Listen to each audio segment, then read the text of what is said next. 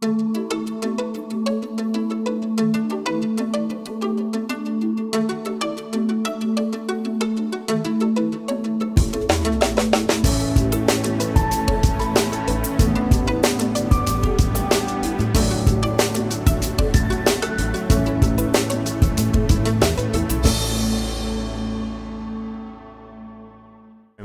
Good afternoon, everyone. Thank you for coming along. Not a huge amount of people here. Presumably, it's obviously quality, not quantity. But to introduce myself, so I'm Kevin Evans. I'm Strategy Director at Philip Windar. I'll briefly introduce my company in a minute. I'm not a salesperson, so I'm not going to sell to you. Don't worry. Today's session is, as you can see on the screen, it says M-commerce and affiliate marketing. It kind of says the complete picture. It's obviously not going to be the complete picture. I've only got an hour. However, I hopefully will do justice to enough topics across the hour and hopefully kind of give you enough insight into some of the stuff that we're experiencing as a network. So why M-commerce? Well, although we've been recording mobile sales and tablet sales for years, it's only really been in the last 2 years that we've actually been monitoring it. And actually it's something that I think in the past year we've really started to recognise as having significant potential within the affiliate channel. And actually very few networks are really doing anything about it. It's certainly that's the case in the UK, and I get a sense from the US as well. And it's actually a little bit concerning because a lot of the stuff that is actually happening is quite powerful now, and it's quite sizable, and it's actually primarily happening in spite of, not really because of our kind of collective efforts. So without further ado, I'm going to crack on. So as I say, I work for Affiliate Window. Affiliate Window is a UK company, but we also have a US office. We also have a sister company in Xanox, who are a German company, and combined we're the largest global performance network. We were established in 2000. We have about 1,400 merchants or advertisers on our books. So in terms of the turnover for our clients, about $2.5 billion. So we've got a very sizable amount of data that we're going to be able to reference and hopefully give you some insights off today. So this is hopefully a bit more of an intermediate session. I'm going to assume that you know the affiliate basics, but really I put this slide in essentially in terms of how we think about affiliate market, how we think about mobile within the affiliate space. So this is a fairly typical, if you're an advertiser, if you're a merchant running an affiliate campaign, a standard CPA affiliate campaign, then this should be something that's recognizable to you. You would probably be working with a number of these different affiliate types: coupon sites, cashback sites, paid search, maybe email, content, bloggers, etc. And I think that typically people are anticipating that mobile affiliates will come into the space as well. And whilst I think that's probably true, a lot of existing affiliates are doing mobile stuff anyway. And actually, mobile is a platform. It's not another affiliate type. It's a platform in the way that this is an ecosystem. So mobile has an ecosystem as well. And I'm going to cover off some of those things today. So from my perspective, these are some of the key things that exist in the mobile ecosystem at the moment. And some of the challenges and some of the issues that it raises are typical issues that we see across a standard desktop affiliate program. I'm going to talk about some of these. I won't talk about all of them. So tracking is a particularly significant issue within the mobile space, and I'll come on to talk about why a little bit later. Reporting, I think that if you've ever looked at any mobile data that's relevant to any campaigns that you've been working on or running, then the data from a mobile perspective can look quite different from a desktop perspective.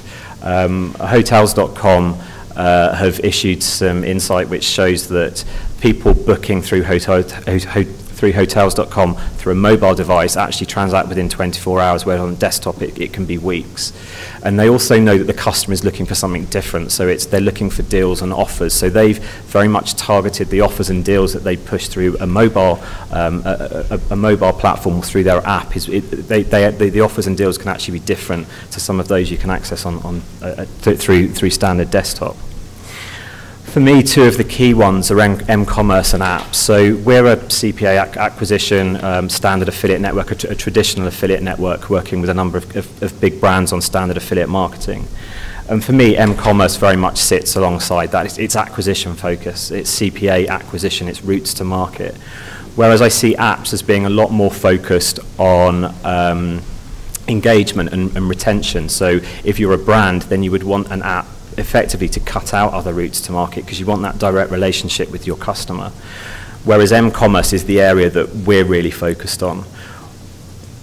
I think that we'll probably evolve our offering into potentially being able to offer things like app downloads and maybe in-app tracking as well. But certainly for us, the key priority over the past sort of couple of years has been focusing on trying to understand m-commerce better.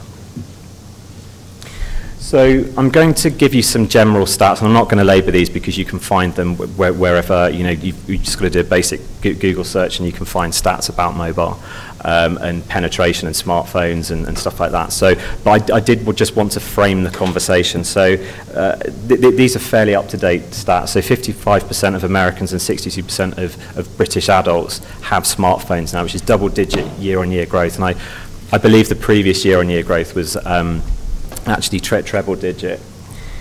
The reason that I have Android eating the apple there is because it's actually Android that's driving that smartphone penetration, although some of our data indicates that actually Apple is doing far better at engaging their consumers to transact through mobile handsets.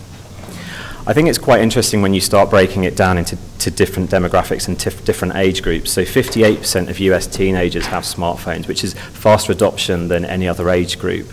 And actually, they're obviously the consumers of tomorrow. They're the guys that are going to be spending online, and they're obviously spending lots of time using their mobile handsets. And actually, there have been a number of surveys which indicate that they prefer different handsets.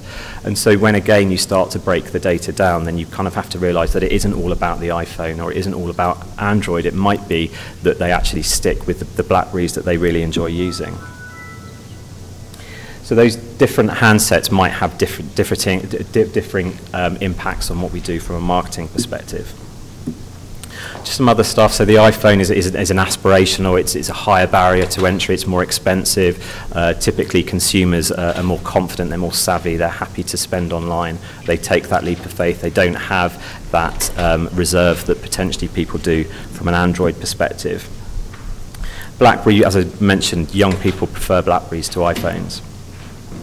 Android is king of handsets at the moment, but we're certainly not seeing that translate into what we're experiencing from an affiliate perspective. So who is winning the m-commerce war? Just to frame some of the data that I'm looking at as well. So we record a device against every transaction we record, and in terms of the data that I'm looking at, it's about 1.5 billion clicks worth of data and about 45 million sales from about 1,400 retailers. So it's a really good data set, and I'm looking at everything across the board and then going to break it down into a few more granular levels to kind of pick out some additional insights. So at the moment, I've largely just been talking about mobile as a generic term. I will pretty much focus exclusively on handset, although it's quite interesting to actually see device splits. So if you actually look at all of our handset and tablet data, you can actually see that there's about a 60-40 split. So we're seeing the tablet has far exceeded growth compared to handsets. So I'm going to present just some of our data from our network here. So what you have here is data going back 2 years. So it goes back to January 2011 up to December 2012. And the orange bar is 2011, the grey bar 2012. And I'm not going to labour these points too much. It depends how much you like stats. I do particularly, but I know a lot of people just see charts. So 2% to 19%. This is traffic across both tablet and handset for that period. If we look at sales, they've gone from 2 to 14%, and this is of a percentage of our total sales that we see on our network. So this includes everything that we record, be it through tablet, handset, or through desktop. Then if we split tablet out, we can actually see what's happening from a handset point of view. So that's gone from just under 2% in January 2011 up to 11% in December. I think what's interesting is when you actually look at the trends over the year, Q4 is a really interesting period. It's Q4 in both 2011 and 2012 have been the quarters that have really driven adoption and have really managed to engage with consumers, and we definitely saw that in Q4 2012. Looking at sales, handsets have gone from 1.5 to 6%. So 6% is still a sizable amount. It's still a sizable amount of what is still a very significant revenue-generating channel. But what hopefully these couple of graphs show is actually that tablet is very much akin to a desktop experience or a laptop experience. People use them at home. They don't necessarily use them out and about. And actually the conversion rates are a lot higher. When we talk about tablet, essentially about 90% of our sales are coming through the iPad. Whilst we know that that lots of Kindles were given over Christmas, it doesn't really seem to have massively impacted the split of sales that we're seeing. And as I say, the conversion rate and the average order values we're seeing are actually can be slightly better than our general across-the-board averages. It's really in the case of handsets that we're starting to see a real trend emerge, and that's that it's grown strongly, but it isn't converting well. Nearly half the rate of the traffic growth, in fact. And then I've just got a couple of additional slides here just to show you some additional data. So this is device split by sales. So the orange is iPhone, the grey is iPad, and Android is the dark green. And you can see that this is our sales for 2012, so it doesn't take account of the trend over the year. iPad overtook iPhone back in from a sales perspective in August 2011. It was double Android sale total across the year, despite the handset lead that Android has. But it is closing the gap, and actually towards the end of the year, we were seeing that Android was about 70% of the iPhone total. I wanted to throw in a couple of additional stats as well, just because I like them. They don't necessarily fit within the narrative of this presentation, but I really like the concept of this, and I've kind of thrown out to a few people, and nothing's really happened off the back of it as far as I'm aware, but I think there has the potential to. So I think there's some really interesting trends you can see across the week and across times of day as well when people are accessing handset devices.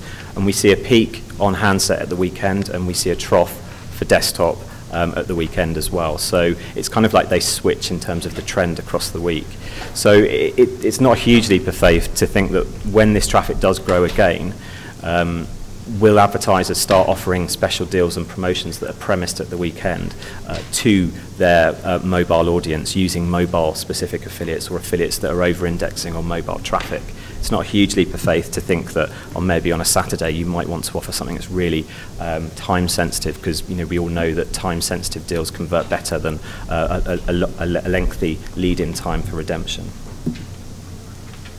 So breaking that data down a little bit more, I wanted to show you some sectors and some specific companies that are doing well at mobile, both from an advertiser point of view and from a publisher point of view as well.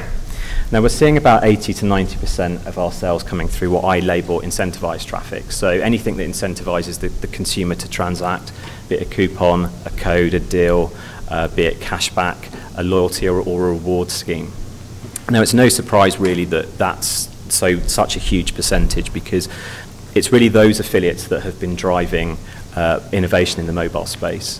There hasn't been a huge amount of affiliate opportunities that we've seen coming through from a mobile perspective, but those that have been those affiliates that have these really engaged databases of consumers that are very hungry for deals or offers, and mobile seems to fit very well with that type of consumer. In terms of products and sectors that are performing well, it's no surprise really that they're low value items that don't particularly require a great deal of thought to actually transact. So entertainment, for example, you don't physically need to see a DVD or a CD. You know it's not an experience that you need to touch it or you need to feel it. You know what it looks like. The key things, the key considerations you'll probably have are around price and delivery. And it might just be a few dollars that it costs you anyway, so it's not really a very considered purchase. It's no surprising that if you work in that sector, then you're potentially going to be over-indexing on mobile traffic. The really interesting one for me is group buying. Now we work with a number of group buying campaigns, and they have typically always experienced higher percentages of sales coming through mobile. I suppose that coincides with people abandoning desktop when they're accessing their emails. A lot of these deals are served up through email, so it's not necessarily surprising that people are seeing them.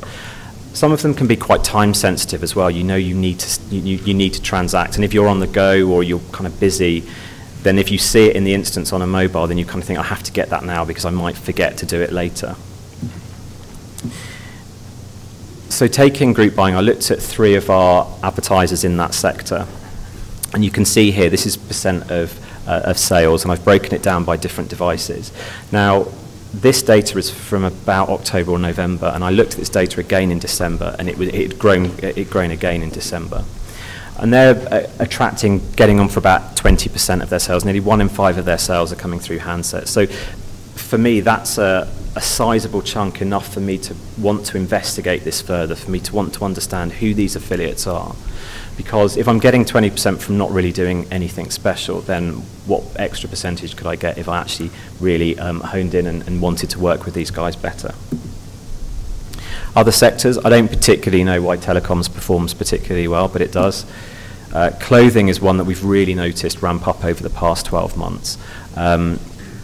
It does particularly well on things like tablets. I suppose it's something that people are kind of quite casually browsing around for a period of time.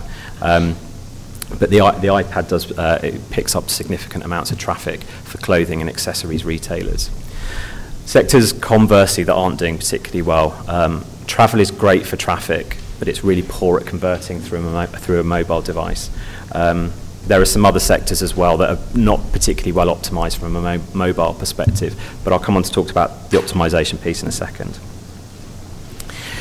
So it's fine looking at it from a top level and then breaking it down on an account basis, but really you only really start to get some of the insights when you look at a per affiliate basis. And you can start to get some really interesting insights, I think, out of this. So I took those 3 group buying campaigns, and then I wanted to look at the affiliates that were driving traffic for them. So I've labeled them email marketers, cashback, and coupon sites, 3 of their biggest types of affiliates on the campaign. And here you've got, in orange, you've got the desktop sales. In grey, you've got the handset sales. Green is tablet, and light green is other. So there's a very clear difference between the percent of sales that are coming through on a handset from an email perspective versus a coupon perspective.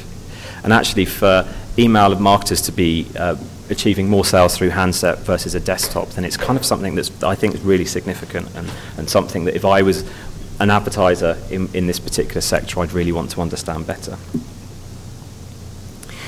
So that's kind of some overview data. I kind of wanted to come on to talk about some of the more general themes now, and then I'm also going to give you some case studies and some examples and some anecdotes of some data. Anecdotes from some data that we've been given by various clients.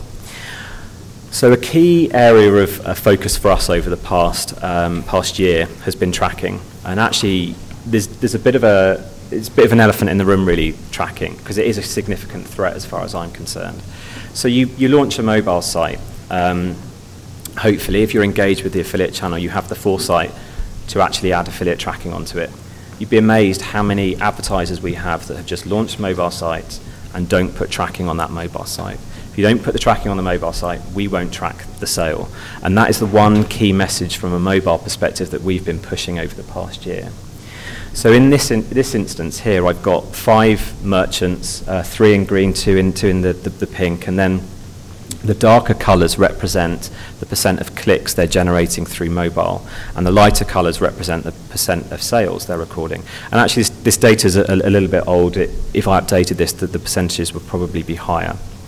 But the key difference between the green and the pink is that in green, they don't track. They have mobile sites, but they don't have affiliate tracking on it. And it is standard affiliate tracking on a mobile site. That's all you need to add. And then in pink, these are 2 merchants that have added it. So whilst merchant D, which is 4th in from the left, might not necessarily convert very well, they're still recording a percentage of sales because the tracking is there. I can only assume that the percent of sales that are coming through handset that they are generating, the green merchants here, are those whereby people choose to look at the desktop site, because you have the option, obviously, if you go through on a mobile, to be able to view a desktop site. So in light of that, we wanted to kind of create some stats, we had to think about how can we represent the tracking threat in a way that actually was quite stark. So we scaled up all of our traffic and we tried to work out what % of sales we thought we would be losing and then model it up according to commission. So we estimated that we would have lost about 200,000, or affiliates would have lost about $200,000 in untracked commissions in May 2012, or about, scaled up across the year, about $3 million, which in essence was about $42 million, which wasn't attributed to the affiliate channel. So it would be tracked, an advertiser would track it, it's just that we wouldn't see the sale and the affiliate also wouldn't get the commission. Now we have an action plan for this, and actually we've potentially been a little bit slow in actually rolling it out, but I'm pleased to say that we have it, and as far as I'm aware, we're the only network that actually have really kind of forced this issue. We're going to put together a technical fix, which we're going to roll out this month, which will effectively overwrite those affiliates, those merchants with mobile sites, and we'll redirect the traffic. I think there can be an issue with deep links specifically, but we've managed to come up with a fix to overwrite that. So the one key thing that if you do nothing else, and if you're an advertiser thinking about a mobile site launching or you have one, the one key thing I'd say is please add tracking, because without it, you're potentially storing up a whole heap of issues and problems in the future. So as well as tracking, there are some other issues as well. Obviously, optimization is something that everybody's keen on from a mobile perspective. There's been numerous surveys that kind of indicate that the thing that most advertisers and merchants are most excited about in 2013 is mobile and the opportunities that mobile will give them. But it's astonishing still how few big advertisers actually have m-commerce sites. You would think everyone would have it. It would be a standard thing to do, but so many of them still don't. With that in mind, I asked Dev Mobile, who's a Dutch affiliate that we work with, it came through our relationship with Xanox in Germany. And what they do is they work with Pure Play or other retailers, and they actually create apps for them.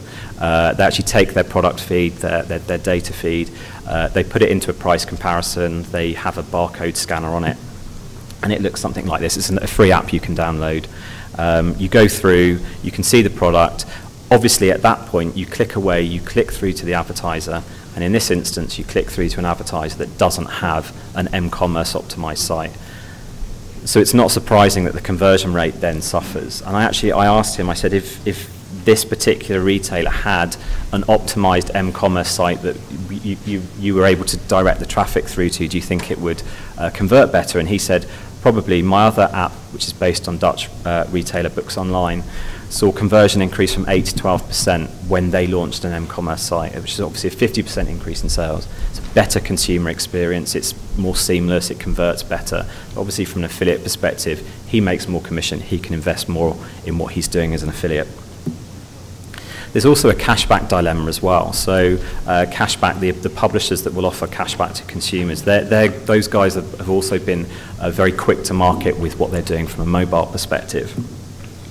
They're hugely successful affiliates, and one of the big British cashback affiliates who's 100%, because the model in the UK is very much focused on 100% cashback. They've come over to the US and they're looking to grow their US business, which potentially could, if they get good traction, could shake up the market a bit. But as I mentioned, they've really developed lots of routes to market now. And part of that is obviously mobile. They have a mobile site, they have mobile apps. And one of the challenges they have from a mobile perspective comes back to that tracking issue. So I've taken Quidco here, who are our largest UK cashback site. And this is their app, and you can do really great things with it. You can have in-store cashback, you can have online cashback in the standard way. You can register cards, so you can get the cashback put on the card. You can do in-store check-ins. So there's lots of things. You can run coupons and codes and deals through them. There's lots of things you can do. But the key thing for them is that they have to put up a pretty interruptive message if the retailer doesn't have tracking on an m-commerce site. So they have to put up a message which says that this particular retailer doesn't support cashback, so actually you're going to have to abandon your purchase and go and complete on a desktop. Now, in this instance, would that does that advertiser still get the sale? And what happens? Is the consumer out and about? Do they decide, actually, I will get it, but I'll get it later? Do they just abandon it and go and buy it from a competitor? So from a cashback point of view, there's an obvious dilemma as well. They have to track the sale, and if that tracking's not there, they won't. So I wanted to come on to talk about coupons as well, because this is the other huge area from a mobile perspective. And in a sense, I think they're really good bedfellows for mobile. I think the really interesting one is around, well, there's a couple of really interesting aspects to coupons, I think.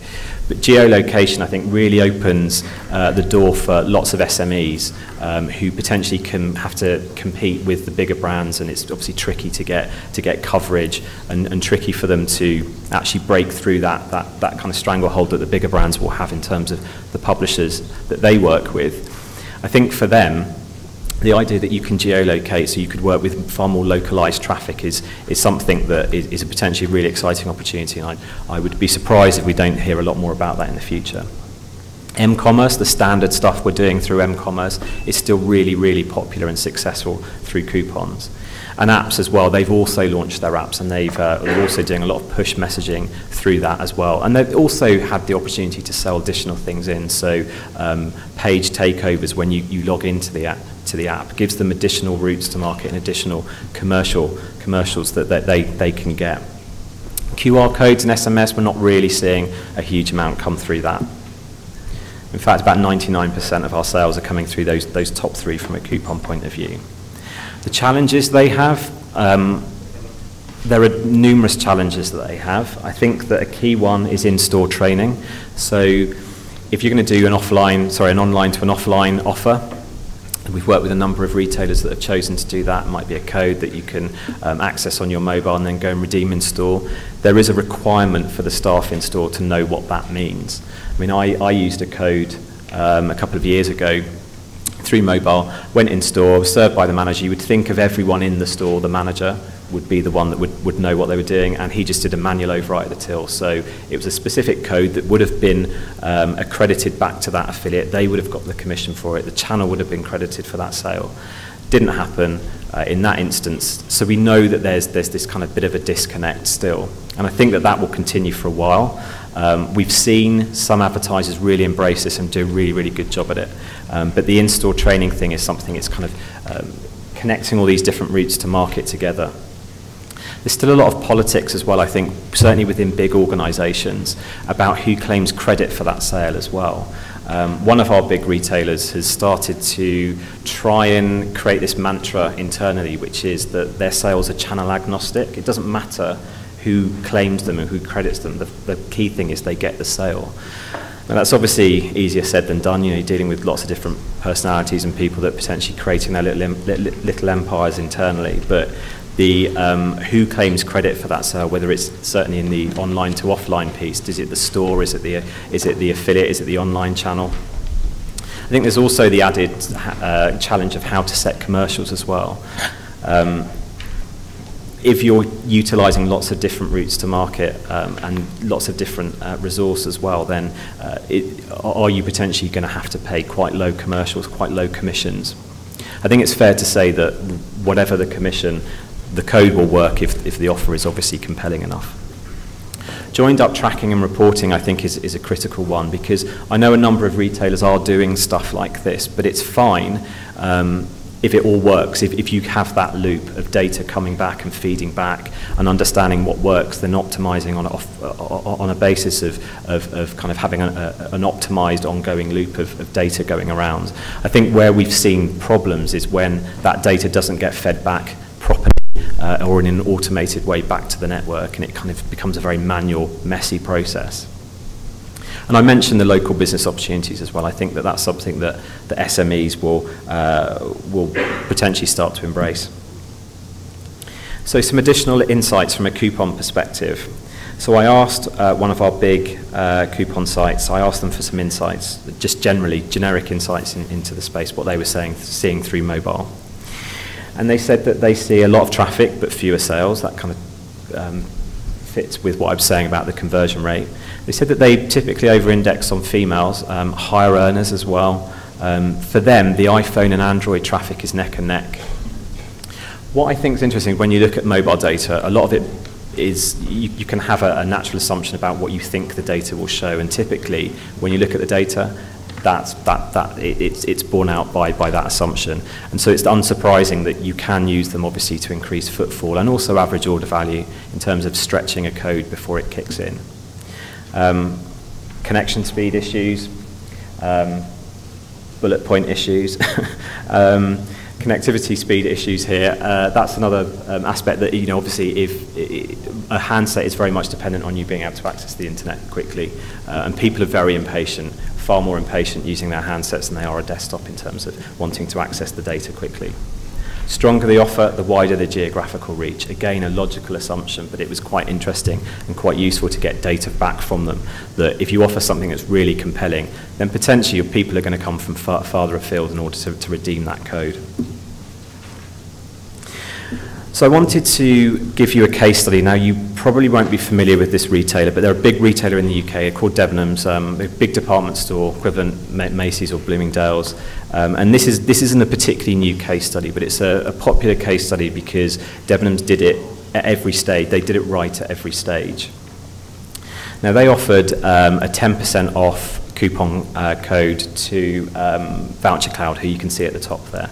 And they offered them that. They also ran the code in national press, national newspapers. They also used their email database. They used SMS, and they also used other affiliates.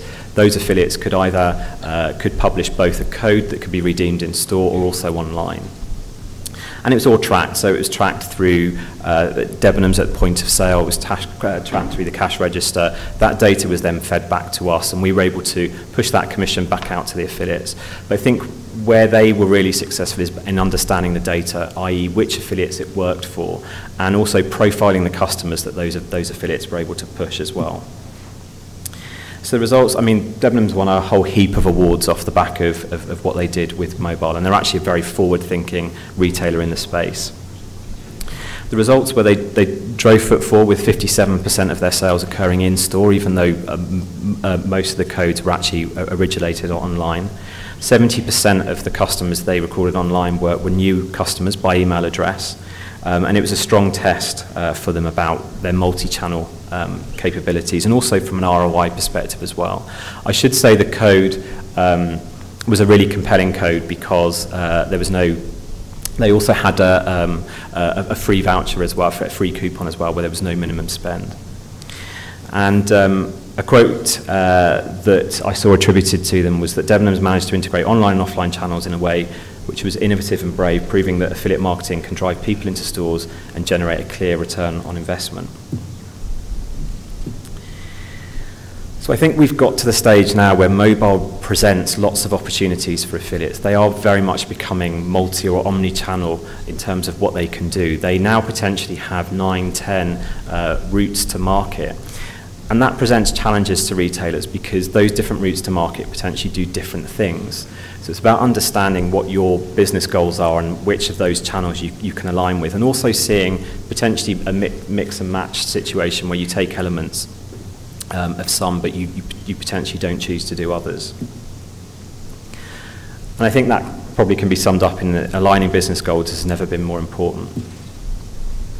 I mentioned reporting at the start. So reporting for us, we rolled out new reporting based on mobile. It wasn't particularly advanced or widespread. We just wanted to be able to report back on device that was being used and report that back so people could export it and be able to play around with it and understand the affiliates that were doing well for them, so they could go and have those conversations with those affiliates. I think it's really important to consider these things. Know what you're measuring. We know that consumers potentially are different and they're in a different stage of purchase. They might be closer to actually purchasing, or they might be, from a travel point of view, just researching. Challenge your network about what they're doing to profile mobile affiliates. I think this will be the year when networks will have to start profiling mobile affiliates better. And actually we've got a new white paper coming out in the next month or so, and that it's very much focused on mobile and publishers within the space who are succeeding. Who is doing well for you is coming back to that point I was saying about email marketers doing particularly well. And is it time for a separate approach? Is it time that we run a mobile affiliate program concurrently with your standard desktop affiliate program? So in conclusion, mentioned affiliates becoming multi-channel, understanding that range of activity is really important. Are the sales incremental, or are we just minimizing lost traffic? Is that traffic just going through handsets, and so we're just still picking up the same sales, but just through a different channel? I think it's a little bit too early to say.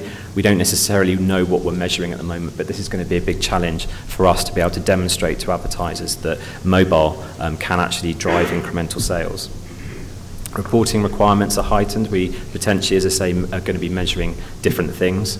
Tracking is a serious threat. Prioritizing, testing, and optimizing is probably never been more important.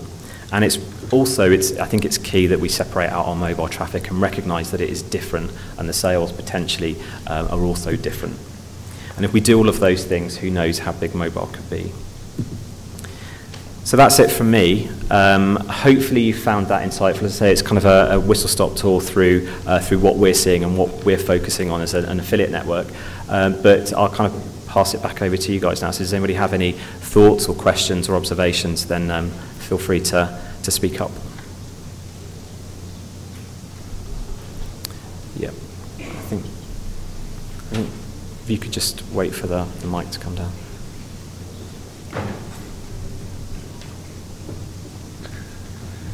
So you talked about some websites and not having the tracking codes. What about something like Amazon, where they expressly forbid you from using their affiliate tracking on a mobile optimized site or application? Well, I mean from an advertiser perspective. So if Amazon have a mobile site, then you're an affiliate of Amazon, you would anticipate or you would expect Amazon to have tracking on there. So if you were driving sales through a handset, that Amazon would track it. Well, I was meaning more the fact that their affiliate agreement forbids you from doing anything with mobile without prior written permission. I don't know if that's something you've had experience with. I mean, we obviously Amazon work, directly with affiliates. It's not something that we've encountered. It's nothing I've encountered from a general advertiser perspective. That I'm sure that will change. I can't understand. I know that they have their particular, they're very focused on allowing people wanting people to compare products in stores, so they obviously can serve up a deal that shows that the product is cheaper if you buy it from them. It might be linked to that, I don't know. But from our perspective, the key thing that we're pushing is we speak to all of our retailers, say you have affiliate tracking on your desktop site and you work with these affiliates. You wouldn't expect Google to give you 10% of your clicks for nothing, so why do you expect affiliates to give you 10% of their traffic or their sales for nothing?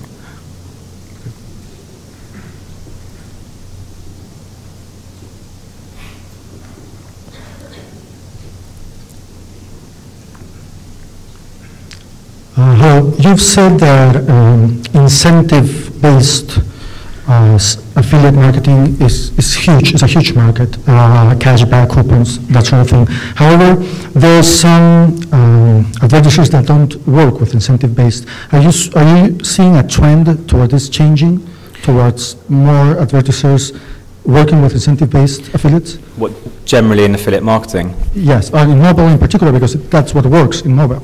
Yeah, I actually think that mobile gives those affiliates a real shot in the arm, because I think that it probably is going to be a lot easier to show that those sales are incremental, because there's lots of different ways you can use it. And they're also engaging with very engaged databases of consumers. I think that the general question around advertisers potentially moving away, I don't see a huge amount of it. I see a lot of advertisers qualifying how they work with those sites, so having potentially more stringent terms and conditions, or wanting to understand the traffic better, to understand how incremental the sales are and how they interact with other with their general online traffic. But I actually think the counterpoint that mobile could be the area that enables advertisers to actually potentially open the, if they've shut the door on those affiliates, potentially gives them some elements that they can go back and potentially open that door, even if it's just slightly. Okay, thank you. Are you going to share this presentation with us if we know you? I'm not sure what the process is for sharing slides, but if you did particularly want to see these, then just my email address is there, so just drop me an email. I can send them over. Okay, thank you. Hi, Jose with Crisabella Lingerie. My question is regarding some of the trending that we're seeing here in the States, at least Isabella, we're not necessarily doing this, but a lot of my industry colleagues have been talking to me about it, about omni-channel funneling and last click attribution, and how mobile is compounding this difficulty. What I'm saying is, first, you may have a last click that is from an affiliate channel, but then, the first click was from an affiliate channel, but the last click would go to maybe an SMS campaign that came as a result of that initial affiliate contact. What kind of traction are you seeing in Europe with merchants requesting credits to not pay the entire commission rate? I mean, this, I suppose, this is more a generic sort of attribution, because essentially what mobile does is introduce additional channels and additional complexity. I mean, attribution is something that I think that we've probably been talking about it in the UK longer than the conversation's been going on in the US. I mean, I presented on attribution about 4 or 5 years ago from an affiliate perspective. I think the key thing for me is understanding the value chain. It's not, commissions shouldn't be split, but the traffic should be recognised for the value that it delivers, which means that obviously it's tricky from a cashback point of view to be able to say, well, we don't know what we're going to be able to give you because we don't know how many interactions you're going to be involved in. There's several points here. So from an affiliate point of view, typically we see that the channel is fairly standalone in that a number of different affiliate sales that come through have not really interacted with many other channels. We also see from an affiliate perspective, typically that about 70 to 80% of those sales are single affiliate. So that removes an element of complexity that I think people think exists. As I say, coming back to the value, you can only really understand the value of your affiliate traffic if you do the whole holistic understanding of your data. And so few advertisers have done it, but so many advertisers want to do a multi-attribution. I think the only reason they want to do multi-attribution is because they think everyone else and all their competitors are doing it. And what I would encourage them to do, and what we've been able to do with a number of our advertisers, there's still only a handful, is we've been able to look at their customer profiling from initial interaction, be it through a display ad or an affiliate click, through to long-term profiling of that customer at 3, 6, 12 months, and been able to understand the profile of that customer. And if you can understand the value they deliver longer term, then you can apply a value to that traffic that's coming through, even if it's a last click and they potentially haven't been on site very long, they only spent a minute on that site. You can kind of start to understand the transaction path a bit better. And it might be that you decide, right, well, they currently earn 5%, but actually, looking at all this value stuff, I want to reduce it to 4%.